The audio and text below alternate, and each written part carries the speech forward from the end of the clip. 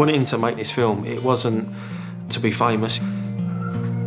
I don't like doing these type of things. It's not who I am, it's not what I do.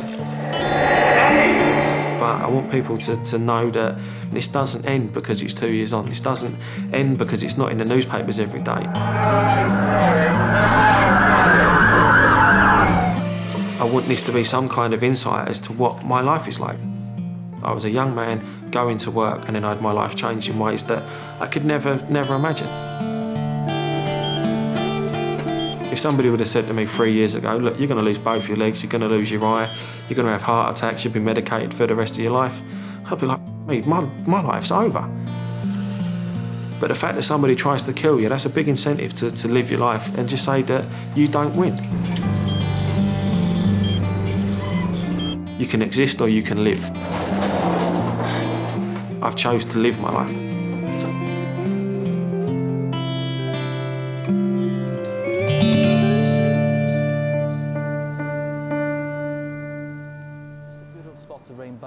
Danny Biddle was the most seriously injured survivor of the 7th of July bombings. He was less than a metre away from Mohammed Sadiq Khan when he detonated his bomb on the Edgware Road tube. This is Danny's own account of his ordeal, his remarkable survival, and of the long road to recovery. Today, Danny lives in a specially converted bungalow with his wife Lisa. Dan, do you want pickle? Yeah, please. Shit. We're just a normal young married couple that were thrown in the middle of something that was so horrendous it was unbelievable, but we just want a normal life. We want to start a family, we want to be happy and healthy and do everything that every other normal married couple do. I don't look at him and think, oh, victim. I look at him and think, Dan, I'm going to take the pee out of him because that's how we've always been and why change now?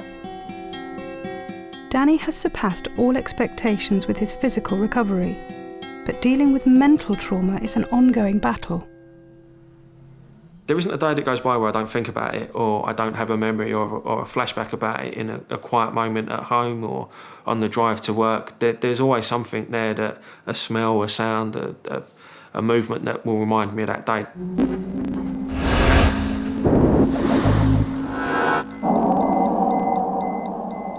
That morning, I woke up my usual time. I had a banging migraine. So I sort of woke Lisa up and said, I'm not feeling so good, I don't think I'm going to go in. So I laid back down, went back to sleep, and I woke up about half hour later. And I felt a little bit better, so I decided that I'd get up and go to work. Are you feeling better now? So by the time I'd got up, showered, got my work gear on, got my laptop bag, got my briefcase, got my phone and everything together and actually walked out the door, I was about 45 minutes to an hour later than I should have been. Right, I'll see you tonight. Okay then, I'll see you later. Have a good day. Yeah, you too.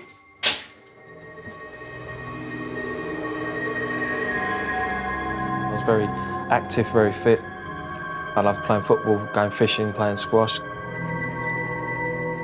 Height-wise, I was about 6'4". I was pushing 19 stone, so I used to go to the gym a lot. Jumped on the bus. There was a burst water main that kept me sitting on the bus for about another 40 minutes.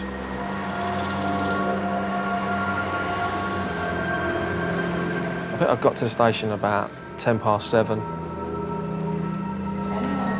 And then, just sod's law, the ticket machine was out of order, so I had to queue up to buy the ticket. If I'd have got up on time, would that main have been burst? Would that ticket machine have been working?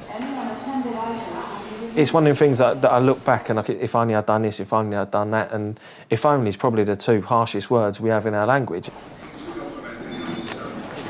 So when we actually reached Liverpool Street, run down to the platform with a circle line, as I got to the platform, a train had just pulled in and it was packed with people.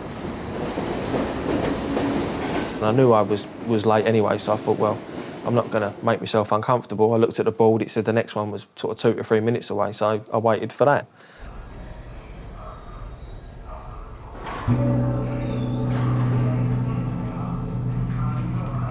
When I got on the train, I started to punch in a text message to send to the lad that I was working with to let him know I was late.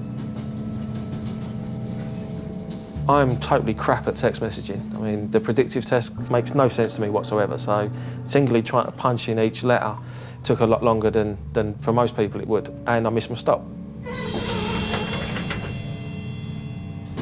Unknown to Danny, he was just 3 feet from suicide bomber Mohammed Sadiq Khan. This guy didn't have "I'm a suicide bomber" tattooed on him. He got on a train, he was a young guy, dressed in casual clothes, carrying a rucksack, like millions of other people do, day in, day out, travelling around London. And I looked round and kind of made eye contact with him as he looked up. And it's terrifying to think that when I've looked at him, I could have been the last thing he saw, and there could have been something about me that triggered it. Seconds after the train left Edgware Road station, Khan placed his hand in his rucksack. The train only made it a few metres into the tunnel.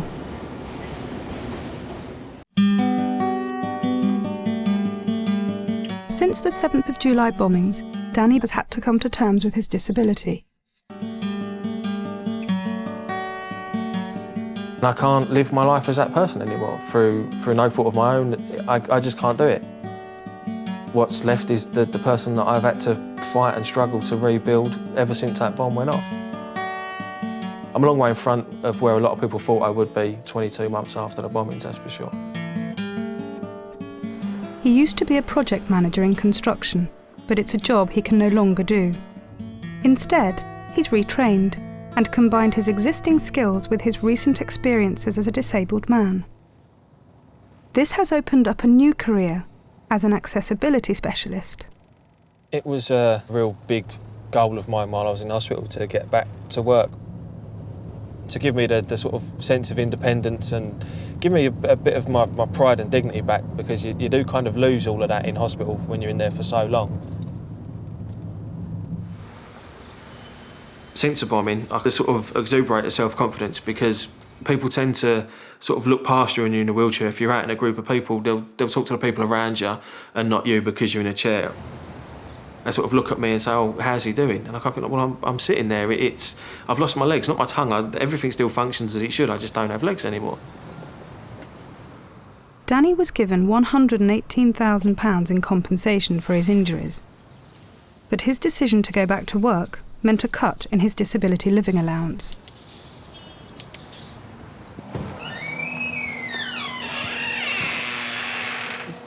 The initial problem that you're going to have as a disabled person trying to use the toilet is that handrail really doesn't serve any purpose.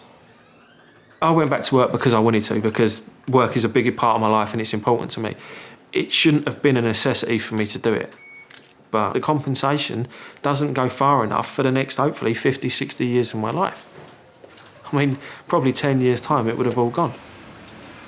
So I need to work. When I'm in excruciating pain, or I haven't slept for 2 days, I've still got to drag my sorry ass out of bed and go to work, because the government don't compensate enough for an act of terrorism. Although he tries to avoid it, Danny has to drive through London for work. Coming through tunnels and underpasses, sort of like this, the Limehouse Link, it makes me go cold. My mind just races, and the thoughts of where I was lying and where I was trapped, and the fear of not being able to move or get out, they start to creep up inside again.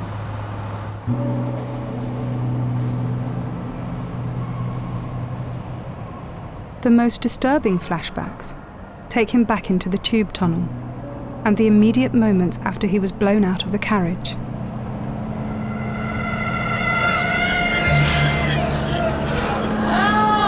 I've never heard screaming like I heard that day. You're listening to people who are terrified. I listen to people screaming, and when the screaming stops, it's because they've died. It's not because they've got out and walked away from it. I listen to people die. I watch people die. It's absolutely fucking terrifying. I wanted to try and move, but I just did a big lump of metal, which I later found out was a carriage door on top of me. I put my hands under the door to try and use leverage to try and push the door off. As I put my hand down by my left side, it was Anyway, I described it, I put my hand in a bucket of paper mache, there was just nothing there. I put my hand down and I could feel the rocks and just goo, for want of a better term, which I later found out I'd actually put my hand inside my leg. My left leg had been blown clean off, so it was just blood pouring out of it and just nothing there. At that point, I started to panic really badly. Started screaming for help. My face was stinging, my face got quite badly burnt as well. So I've reached up to touch my face because my face was wet and stinging. And as I did, I felt my forehead and the texture didn't feel right. So as I've moved my hand back, I couldn't then lift my hand off my forehead. And what I'd done, where the front of my head had been split open, I put my hand on my skull and pushed back, and I now had my hand under my scalp. So as I did that, it was my fingers hitting the skin that wouldn't allow me to pull my hand out. So at that point, I started to scream quite loudly. Started shouting for help. I needed somebody to find me. It wasn't at that point about being rescued, it was about somebody finding me and knowing who I was, that I was actually somebody that got a family. And I needed those people to know that I was thinking of them.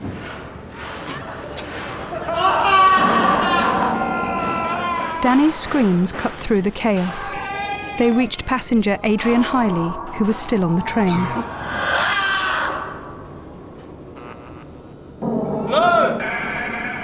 There were screams of fear and screams of pain.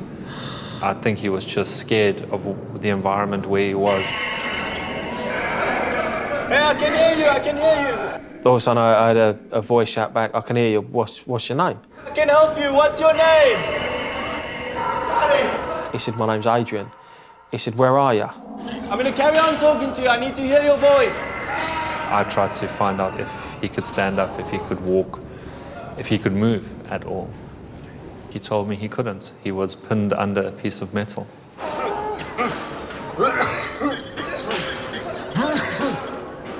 Adrian had combat experience from Kosovo, where he served as an army medic. He was better placed than anyone on the train to deal with bomb injuries. Also drawn to Danny was Lee Hunt, a tube driver who had run into the tunnel from Edgware Road station. He too was a former soldier. I was standing looking at the first victim, taking in the whole surroundings, and then heard Danny screaming. At the same time, I saw Adrian coming down towards me. Are they mate? Do you work down there? Yes, mate, you okay? It's blocked back The two ex-soldiers knew that they had to reach Danny quickly, but he was trapped on the other side of the train. It kind of chilled you to the bone to hear. You know, he was obviously very upset, very scared. You know, he was on his own. Danny, I've got Lee here with me. All right, he works on the underground. We're coming to you now, just hang in there. It's kind of like me and Adrian looked at each other and both knew what we were going to do. I ran round the back of the train because I didn't know that the electricity had been turned off. Adrian, however, went underneath the train over the rails. Very brave thing to do.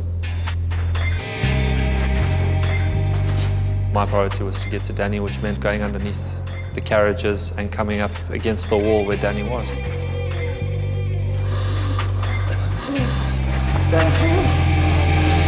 Danny! It was just a massive sense of relief that I'd been found, that I wasn't going to die on my own. All right, we can get you out of here. All right, Lee. All right, this is Lee. He's from the underground, okay? He's going to help us.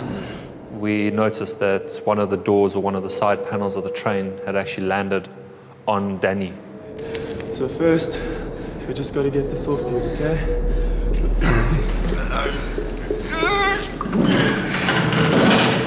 You know, we could see the state of his legs. We could see that he'd lost a lot of blood. Okay.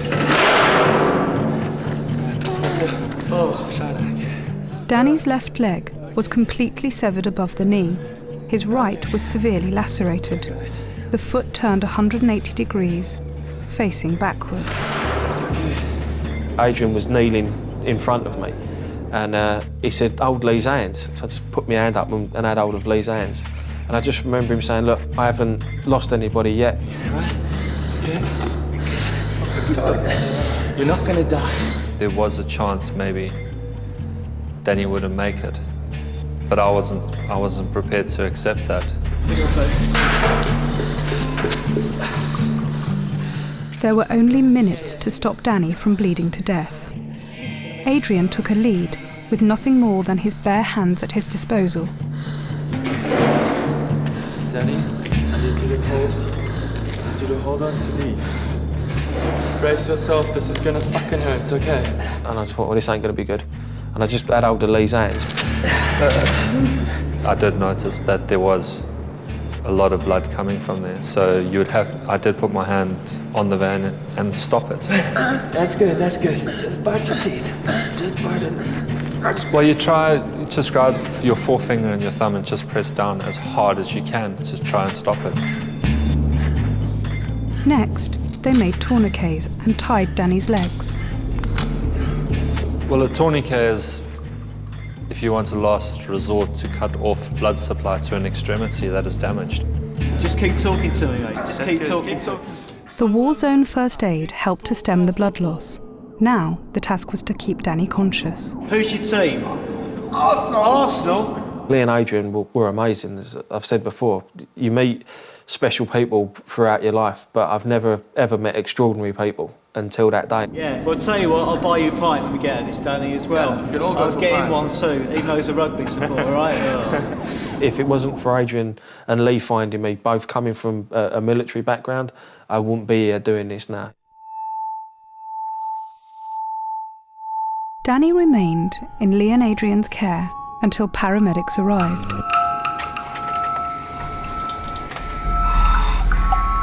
He was given emergency pain relief, after which a fire crew lifted him from the station on a stretcher. My last memory of Edgware Road is just the blue of the Edgware Road sign as they carried me out the entrance and put me in the ambulance.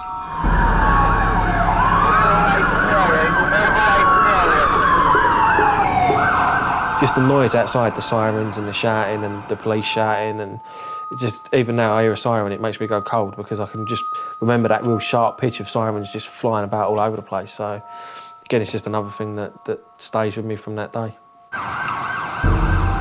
Danny was rushed to nearby St Mary's Hospital. Early reports of the attack were filtering through. It was almost like a bomb going off. It was just a boom. Off the tube I can see fire engines, ambulances. Hearing the breaking news, Danny's fiancée Lisa tried to contact him. They kept saying that people were making their way home because the transport network had gone down and the buses weren't running.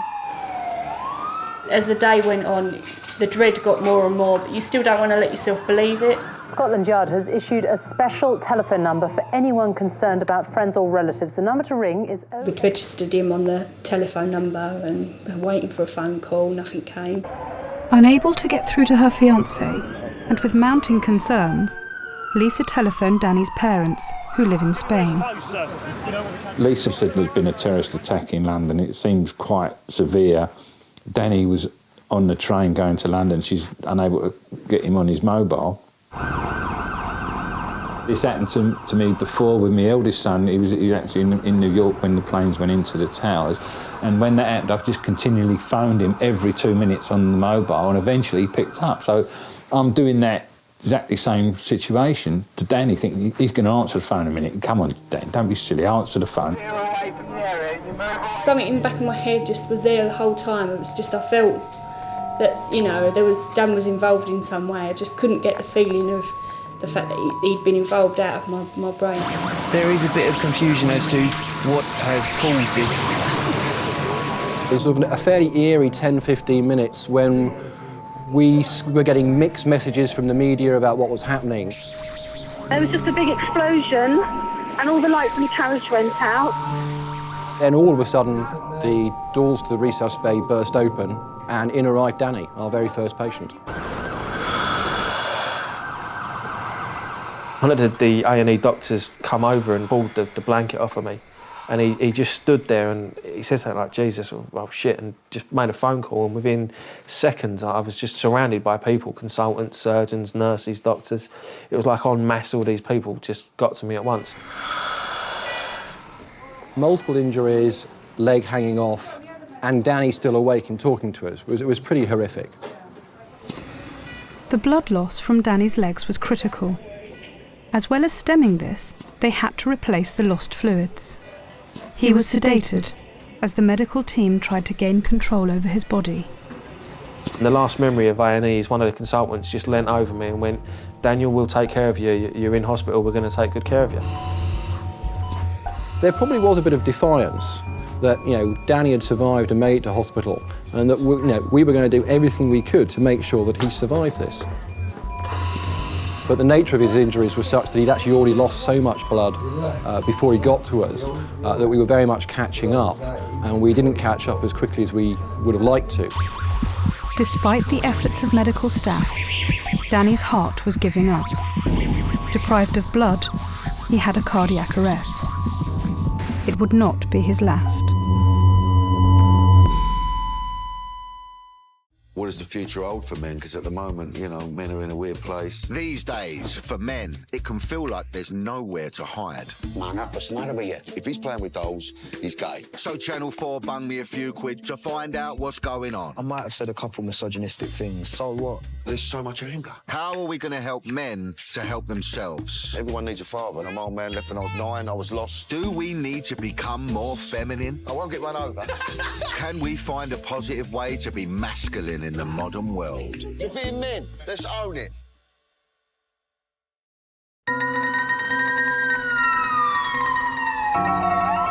After being blown out of a tube train, Danny Biddle was rushed to St Mary's Hospital in a critical condition. When we got the message over the radio that we were going to expect a patient with multiple injuries and so on, I wasn't expecting it was going to be as bad as this. A lot of my members on my team, actually the minute they saw him, their hearts sank into their boots. Within minutes of arriving, Danny had a cardiac arrest. His heart was restarted and he was rushed into emergency surgery.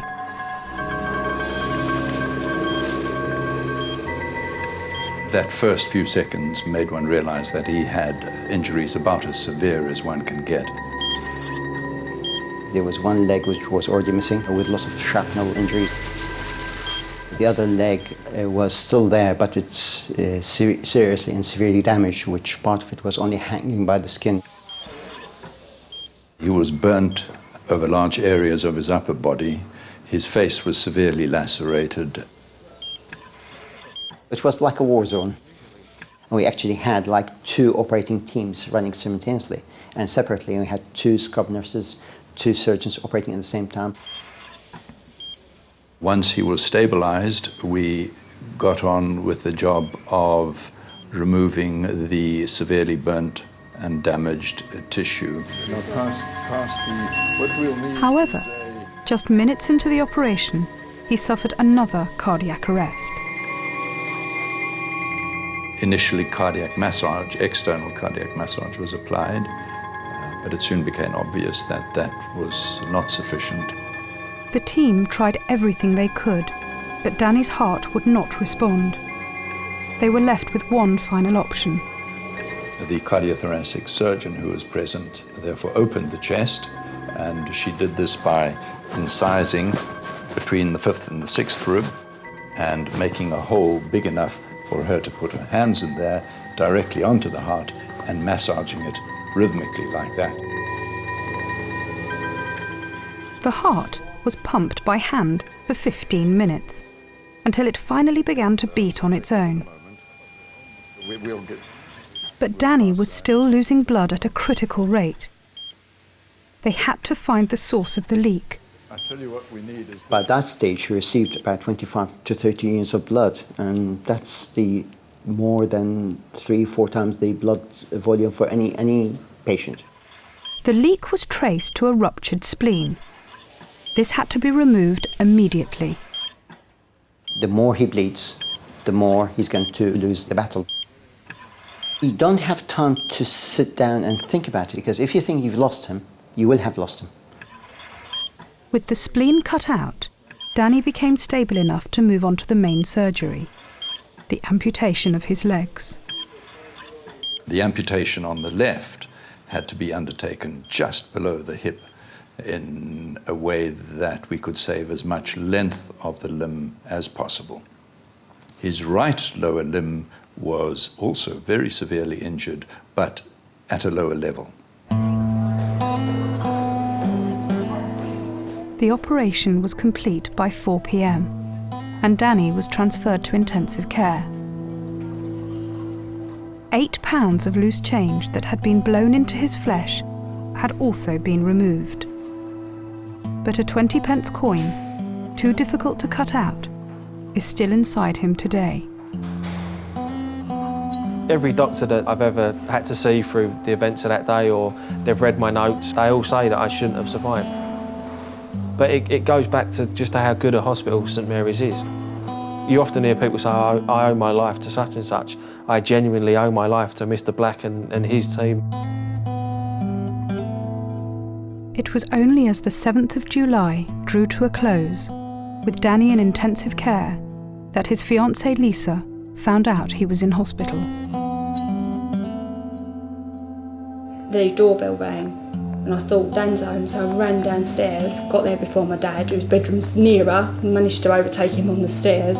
Opened the front door and there was 2 policemen standing there, and they was like, as soon as they turned up I thought, right, you know, obviously something dreadful's happened. Lisa arrived at hospital to find her fiancé in a medically induced coma. My daughter-in-law put it very succinctly. He said, negative thought doesn't help. And from then on, really, as a family, we were totally focused on Danny.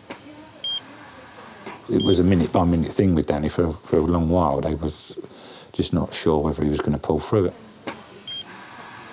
The most dangerous part for Danny, and people injured as severely as he was, is, funnily enough, not the actual operating period. It's the days and weeks afterwards. When one transfuses large amounts of blood, the body reacts to that and the various organs fail. The heart, the lungs, the kidneys.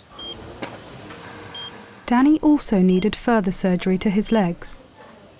And on the 12th of July, his left eye was removed.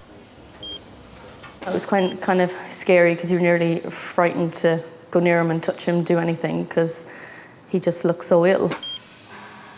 There was a lot of changes happening with Danny, but the overall picture was still that he was very critically unwell.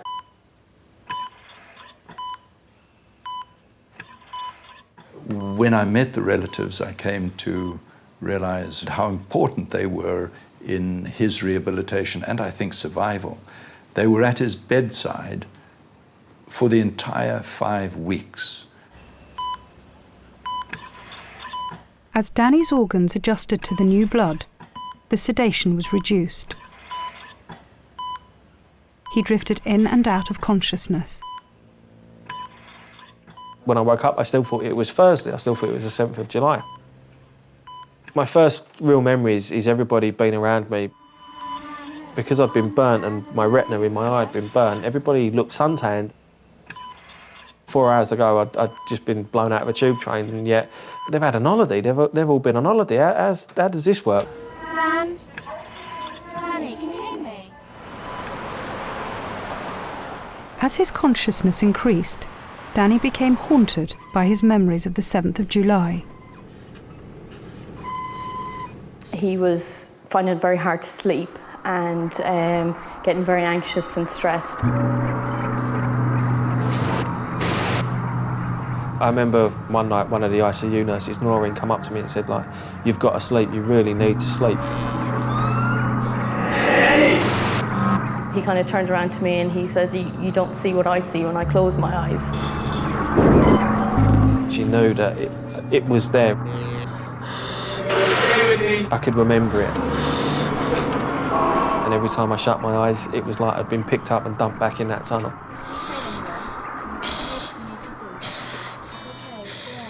It takes a lot to leave me without words, but that day I was kind of like, oh yeah, what do I say back to that? There was nothing I really could say. None of us will ever see what he sees when he closes his eyes.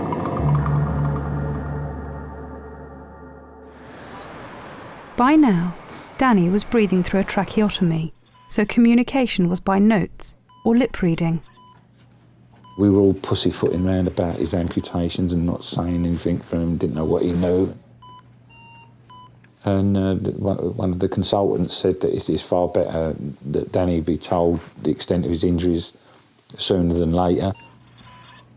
I had my dad one side and Lisa the other, and they're holding my hands. And he's running through my injuries, and he said, Danny, I'm sorry you've lost both your legs. So there was like this intake of breath as my dad and Lisa were expecting me to just totally freak out. And I just shrugged my shoulders. And he said, you understand what I'm telling you? You've lost both your legs, we've amputated your legs. And again, I just shrugged my shoulders. As a father, I mean, I've never been so proud of my son. He took it so manfully. In mid-August, a major milestone in Danny's recovery was reached. He left intensive care and transferred to a ward. From this point, he was slowly reintroduced to the world. It's very protected in intensive care. It's a one-on-one relationship with the nurses. But certainly when you come to a ward environment, you are mixing with changeover of staff and a lot of staff on a daily basis, and also patients around you. He couldn't get himself sitting up in the bed. He couldn't get himself out into a chair, to the bathroom, even just moving himself. He had to relearn how to do everything, basically. I just wanted to pull the curtains around a cubicle and pretend that nobody else was there. So instead of it being like, this is a Kickstarter, get my life back, it's like, Jesus Christ, haven't I gone through enough? Just let me lay here and watch telly all day. The staff at St Mary's, they never let me do that. They always said, no, this is what we're going to do, and we're going to do it. And again, thanks to them that it kick-started my recovery. That's when I had to then deal with what had happened to me. I had to accept that I didn't have legs. I had to accept that I only had one eye. I had no idea how much scarring I had to my face. I knew I had this big cut on my head, but I had no idea what I was going to look like. And even that, looking back on it now, when I asked for a mirror and wanted to know what I looked like, people were a bit like, oh, is this such a good idea? And I was like, just give me the mirror, I've got to see sooner or later. And people find it strange, but when I looked at myself, I laughed. Because the first thing I said to my mum and dad was I'd make a great Bond villain, because I've got a full beard, I haven't had a shave in 9 weeks, I'm covered in scars, I've got an eye missing. Blofeld had nothing on me the way I looked. Danny spent nearly 3 months in St Mary's Hospital. Physically, he improved significantly, and he worked hard to build up strength. He began applying for compensation through the Criminal Injuries Compensation Authority. Just like going for an Argos book. You get the book and you say, right, I'm going to claim for losing both my legs. So they say, OK, losing both your legs is X amount of pounds. So then they say, OK, what was your next most serious injury? So you then go through the book and you price up your most expensive body part. So I said, OK, losing my eye was my next most expensive injury. So then they say, OK, well, we paid you out 100% of losing both your legs, but because you were stupid enough to get another injury, we're going to deduct 70% of that monetary value. And heaven forbids if you'd be stupid enough to get a third injury, you get 15% of that value. And you can only claim for 3 injuries.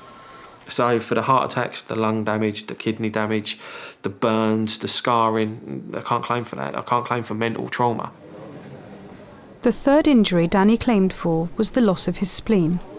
His immune system is permanently weakened without it. For the spleen, I'm due a payment of £440, which is 15% of the total value. What really annoys me is I didn't lose 15% of my spleen. It was taken out. It's been incinerated in a mortuary somewhere. I didn't lose 30% of my eye. They took the whole thing out. I'd like to get it back, and I'd post it to the people at the CICA and go, there, that's how much of it I lost, all of it. Not 30% of it, I lost a lot.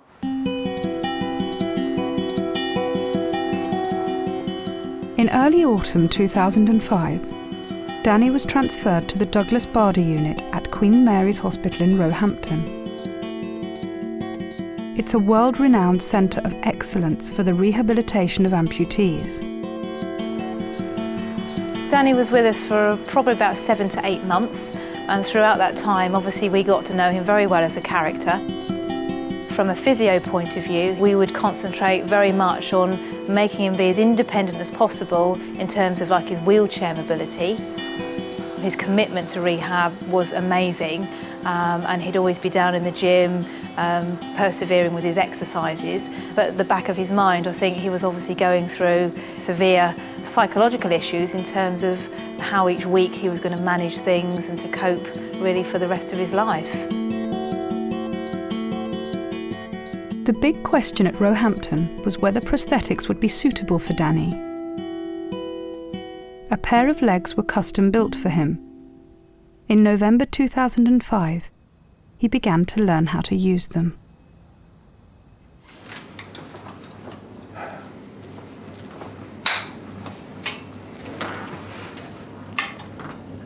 It has been said that for someone that's lost both legs effectively above the knee, or in Danny's case, one leg above the knee and one leg through the knee, the statistics show that someone uses about 300% more energy in learning to walk. If you're trying to climb the steepest mountain and going against a really severe gale force wind, and that effort just takes your breath away, that's really what Dan is going through in the early stages of learning to walk again. By April 2006, Danny was supposed to be married to Lisa, his fiancée of 5 years. Instead, they were living apart, him in a small hospital room, and her a 3-hour round trip away. But their plans remained intact, and getting married gave Danny an added incentive to walk. We was adamant we were still going to get married. That's always been the plan. But I wanted, on that day, to be the same person I was when I asked Lisa to marry me. To be able to stand up next to her and to be able to put a ring on her finger, standing up. That was the driving force behind me wanting to wear my legs. And it was a case of there wasn't anything that was going to stop me from doing that.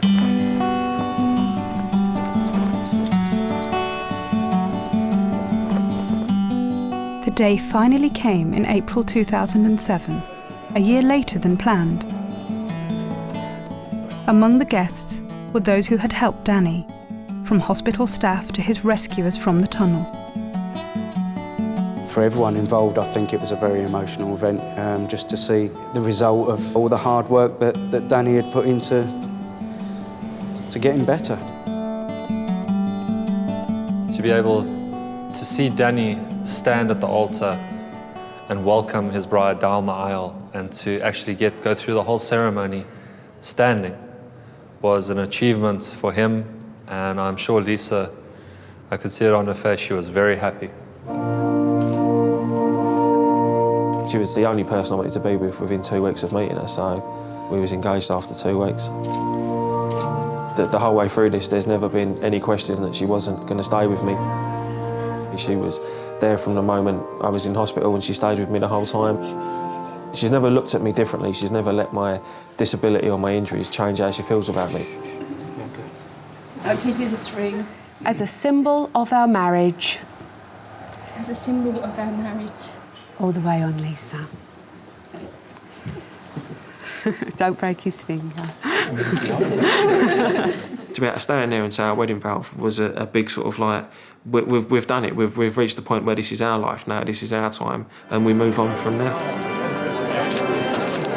I always said if he didn't want to stand up and he was going to be in the chair, then, you know, for me, no problem. I love him any which way, but for him, he needed to do that for himself, to prove it to himself, and not just for that, but for everybody else to see. It was a culmination of 2 years' real hard work to get to that point, to be able to have everybody that we love and care about and that have helped us get to where we were in one room and say, look what you've helped us achieve. Danny had achieved his goal of standing at the wedding. But as he began his married life, he would have to decide if his future was on legs or in a wheelchair. That whole little corner here is all Hitler's blood. He's one of history's most notorious figures, and now comes a groundbreaking discovery. We've got Adolf Hitler's DNA. When these findings emerged, I was flabbergasted. This is going to be quite big. Hitler's DNA, Blueprint of a Dictator. Stream now.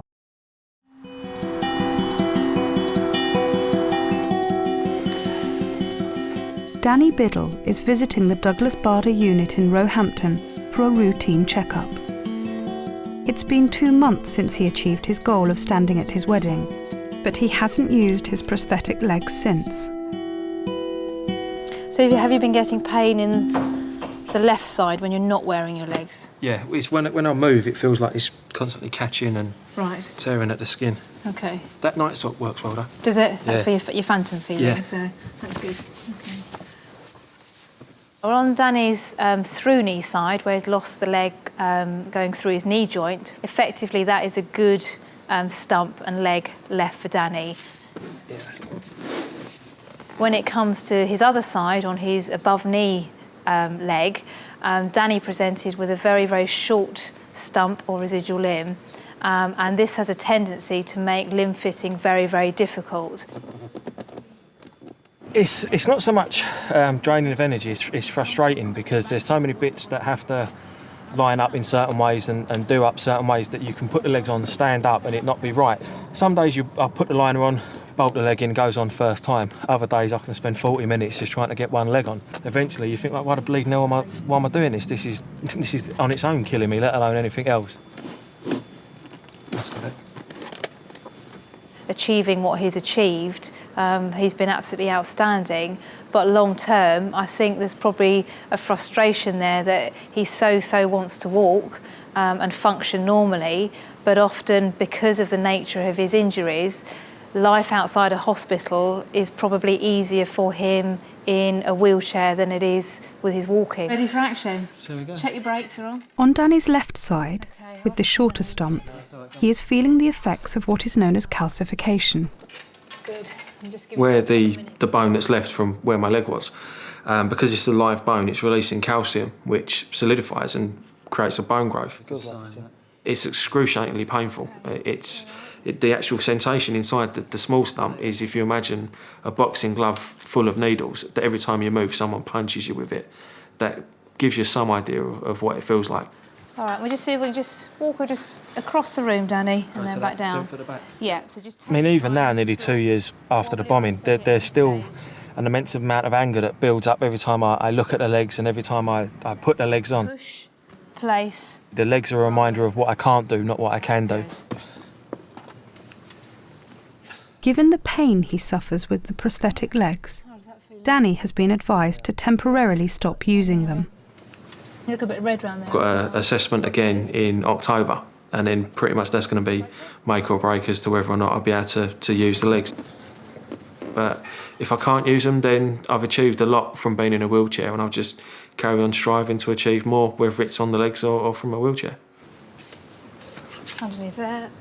I have a very strong hatred for the man that did this to me. That's not because of the colour of his skin, that's not because of his religious beliefs, that's because he blew my legs off. I've had Muslim nurses and doctors look after me and give me such tremendous levels of care that you can't try and tar everybody with the same brush. It's the wrong thing to do. I hate one man and one man only, and that's the guy that put me in a wheelchair. Danny continues to suffer from mental trauma, especially nightmares. He and Lisa have developed their own strategy for dealing with it. The audio books we have of an evening, of a night time before we go to bed, and Dan often puts them on in the middle of the night if he wakes up from a nightmare. You can't have complete silence because otherwise it just makes it much worse for him. So, first of all, we couldn't sleep in the dark, we had to have a light on. Now we've gone to just having where our CD player's got like a blue light that stays on until the timer goes off, and that's enough for Dan to, so he can, if he wakes up, he's got that and he knows where he is, because a lot of the time he wakes up and he doesn't know where he is, so it's quite scary for him. Sure. Normally he wakes up shouting, please help me. That's his normal thing, to be honest. And then he wakes up cold sweat. We put the air conditioning on so he can cool down, and then we put something on and he tries to go back to sleep. The feeling when I wake up is the feeling that I'm back in that tunnel. It's as real now as it was 22 months ago. And I don't know if that feeling will ever go away.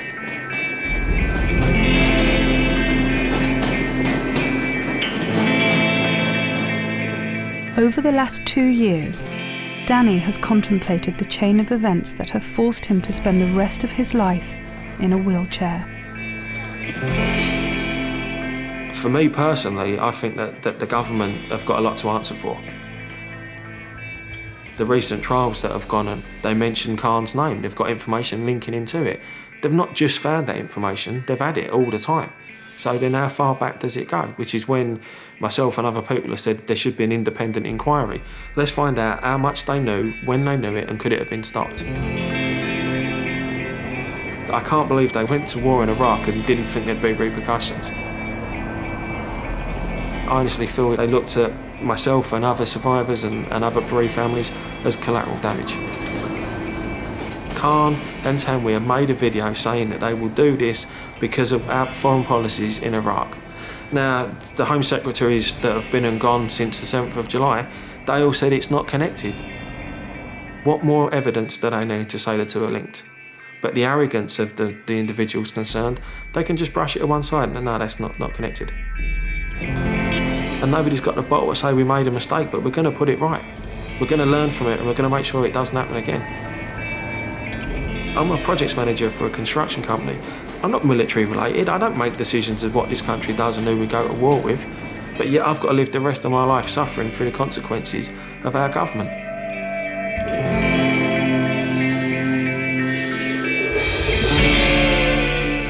You just have to make the decision that you won't let these people win.